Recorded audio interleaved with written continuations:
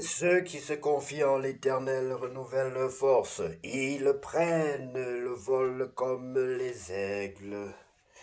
Mais ceux qui se confient en l'Éternel renouvellent leur force. Ils prennent leur force. Ils prennent le vol comme les aigles. Isaïe chapitre 40 verset 31. Bonjour bien-aimés, que Dieu vous bénisse.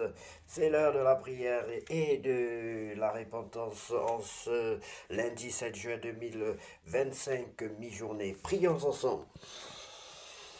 Seigneur bienveillant, me voici à nouveau devant toi au cœur de cette journée que tu m'auras donnée. Je te remercie pour la grâce reçue depuis ce matin, pour chaque souffle, chaque pas guidé. Je fais une pause pour te dire merci, te confier ce qui reste de la journée. Accorde-moi la force nécessaire pour ce qui m'attend. Renouvelle mon esprit, restaure mon âme fatiguée.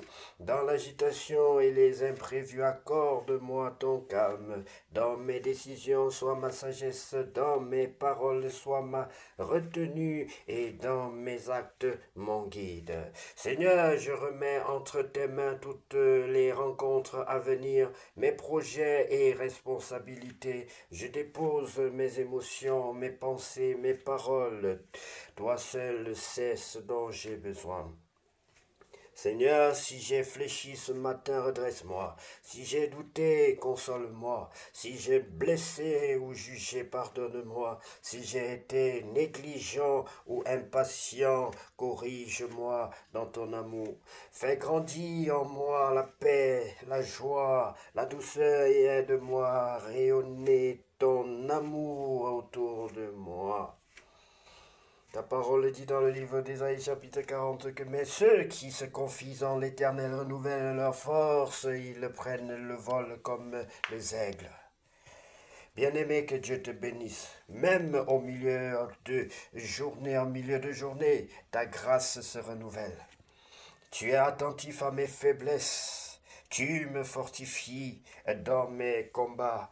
Un moment à ta présence suffit pour ranimer mon cœur, Seigneur. Repose-toi en lui, car sa grâce est abondante, sa paix infinie.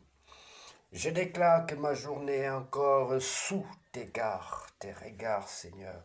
Tes regards. Je choisis la paix, la confiance, l'espérance. Je déclare que malgré les défis, ce jour est béni, que je ne suis pas seul, que ta puissance agit en moi. Seigneur, fais de cette seconde moitié de journée une offrande de foi, d'amour et de fidélité. Même si tout n'est pas parfait, je continue avec confiance. Tu es mon Père, mon guide, mon soutien. Je remets tout entre tes mains. Au nom puissant de Jésus-Christ de Nazareth, j'ai ainsi prié. Car toi seul, Seigneur, revient la gloire, la puissance et l'honneur. Ce que tu fais pour nous, Seigneur, est au-delà de ce que nous pouvons penser ou imaginer. Ce que tu fais pour nous, personne ne peut le réaliser. Car toi seul revient la gloire, la puissance et l'honneur pour tous les siècles. Amen. Bien-aimé, si tu sais que tu n'as pas encore reçu le Seigneur Jésus-Christ dans ta vie comme ton sauveur personnel et ton Seigneur, je vais t'inviter à prendre la position qui honore ton Dieu. Et tu vas donc prier après moi, tu vas répéter cette prière après moi. Seigneur Jésus-Christ, je reconnais que je suis un pécheur et j'ai besoin d'un Dieu. Seigneur Jésus-Christ, je reconnais que je ne suis rien sans toi. Seigneur Jésus-Christ, prends le plein contrôle de ma vie. Seigneur Jésus-Christ, prends le plein contrôle de ma vie. Je ne suis rien sans toi et je ne peux rien faire sans toi. Car toi seul, Seigneur Jésus-Christ, revienne la gloire, la puissance et l'honneur. Lave-moi par le sang de l'agneau. Purifie-moi par le sang de l'agneau. Baptise-moi et remplis-moi par ton Esprit Saint. Je t'en supplie, Père Saint, au nom de Jésus-Christ de Nazareth. Sois béni, bien-aimé, si tu as fait cette prière de tout ton cœur. Sache que désormais l'Éternel Dieu Tout-Puissant te prend par la main pour te guider vers le chemin de ta réussite, vers le chemin de ta percée, vers le chemin de l'excellence, bien-aimé. Bien-aimés, nous allons lire la parole de Dieu dans le livre de 2 Samuel chapitre 17. Le conseil d'Achitophel anéanti par Ushaï. Oui, Ushaï va anéantir le conseil d'Achitophel et je pense qu'il va se suicider parce que d'après lui, sa parole était la parole pratiquement d'un Dieu. Ce qu'il a dit devait être forcément exécuté, bien même qu'il ne soit pas Dieu, parce qu'il croyait en lui-même et il croyait qu'il avait peut-être la parole d'un Dieu. Bien-aimés, on va donc lire cette partie de la parole de Dieu. On va lire cette merveilleuse parole que Dieu a mise à notre disposition pour nous instruire, pour nous corriger, pour nous conduire sur le chemin de la droiture et de l'excellence. Achitophel dit à Absalom, laisse-moi choisir 12 000 hommes. Je me lèverai et je poursuivrai David cette nuit même. Je le surprendrai pendant qu'il est fatigué et que ses mains sont affaiblies. Je l'épouvanterai et tout le peuple qui est avec lui s'enfuira.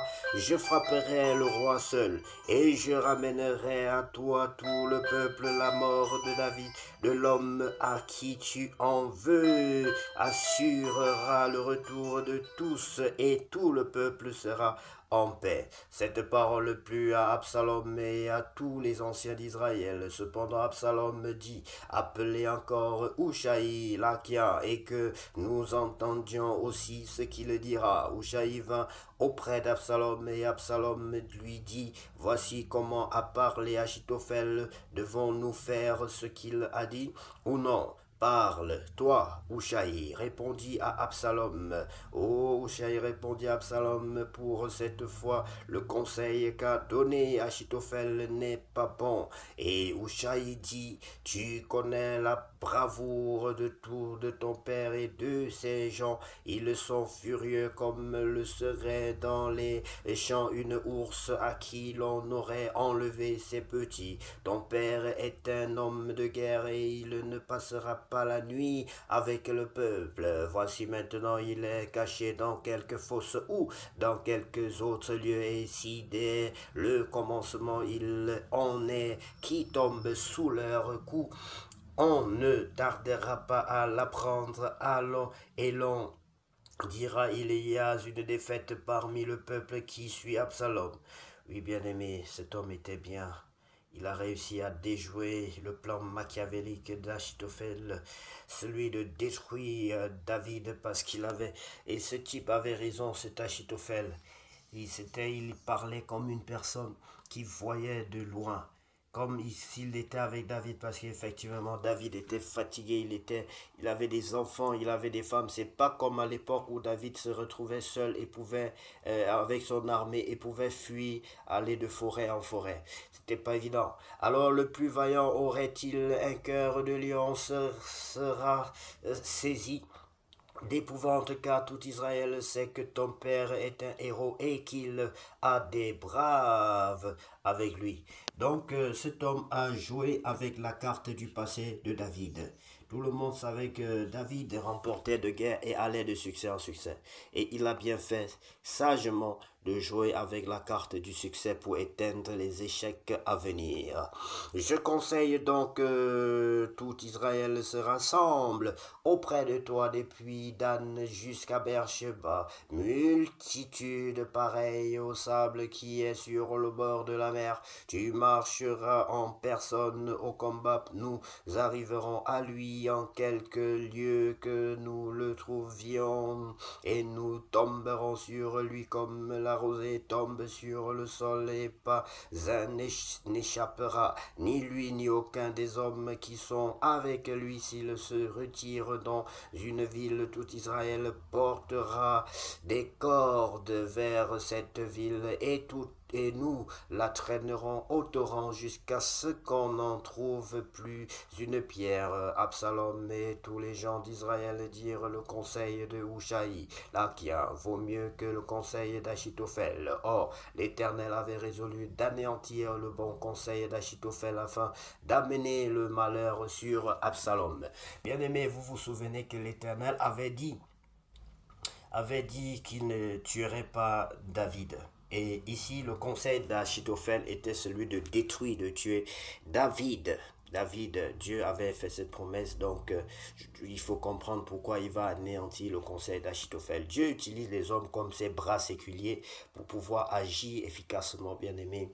Et ici, donc, dommage pour Achitophel, il voyait bien sa stratégie était, était la meilleure, mais le plan de l'Éternel n'était pas son plan. Ushaï dit au sacrificateur Sadok et Abiatar, Achitophel a donné tel et tel conseil à Absalom et aux anciens d'Israël et moi. J'ai conseillé. Ici, il parle donc Ushaï va dire au sacrificateur parce que les sacrificateurs étaient en contact avec David. Il devait donc transmettre le message à David. Il n'avait pas trahi le roi David. Et c'est ce que David avait demandé à Ushaï de faire, c'est ce qu'il va exécuter ici. Donc, et aux anciens d'Israël, et moi, j'ai conseillé telle et telle chose. Maintenant, envoyez tout de suite informer David et faites-lui dire ne passe point la nuit dans les plaines du désert, mais va plus loin, de peur que le roi et tout le peuple qui est avec lui ne soient exposés à périr. Jonathan et Achimat se tenaient à Enrogel. Une seconde servante vint leur dire d'aller informer le roi David car il n'osait pas se montrer et entrer dans la ville. Un jeune homme les aperçut et le rapporta à Absalom, mais ils repartirent tous deux en hâte et ils arrivèrent à Bachorim, à la maison d'un homme qui avait un puits dans sa cour et ils y descendirent. Verset 19. Je n'ai jamais compris comment un enfant peut se lever contre son père jusqu'à vouloir le tuer à cause du pouvoir pour devenir roi. Je n'ai jamais compris cela, bien aimé. Mais il faut comprendre une chose, c'est que Dieu avait décidé de destituer de nuit David à cause de son péché. Est-ce que c'est toujours à cause du péché du père que les enfants parviennent à leur faire du mal plus tard?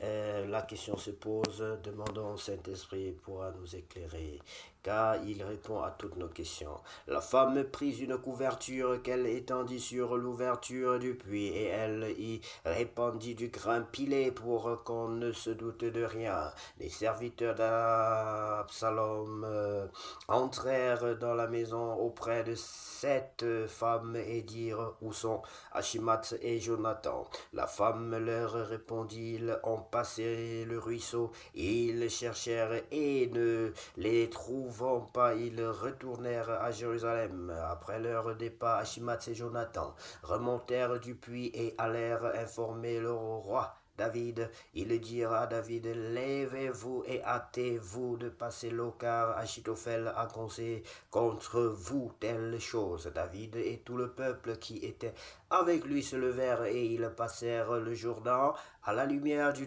matin. Il n'y en avait pas un qui soit resté à l'écart, pas un qui n'ait passé le Jourdain. Achitophel, voyant que son conseil n'était pas suivi, cela, son âne est parti pour s'en aller chez lui dans sa ville. Il donna ses ordres à sa maison et il s'étrangla.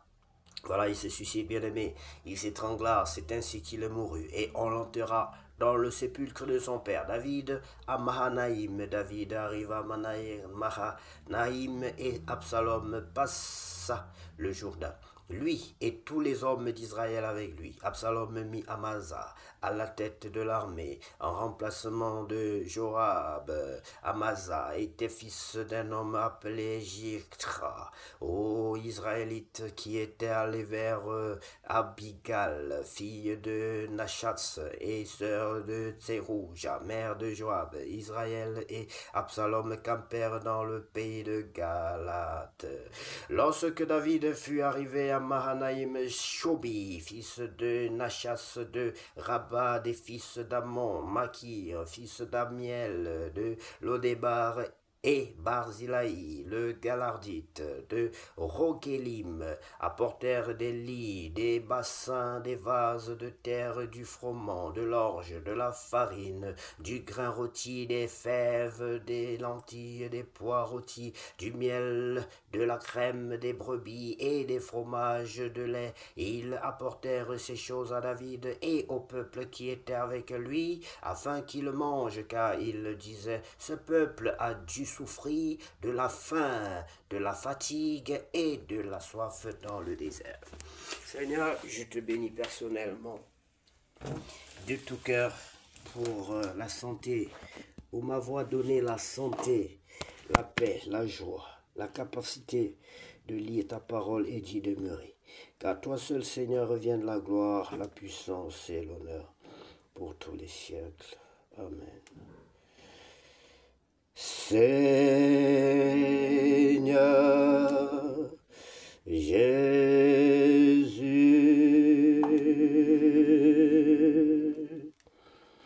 que la gloire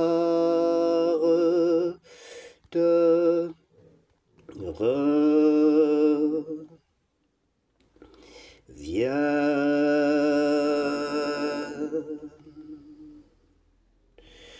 que la gloire te vienne.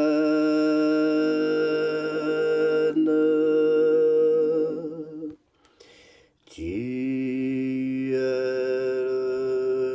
le grand roi, ô Seigneur Jésus, Seigneur Jésus. Bien-aimé, que Dieu vous bénisse et puisse cette journée être la plus belle de toutes les journées déjà passées sur cette terre. Au nom de Jésus-Christ de Nazareth, nous avons ainsi prié. Amen.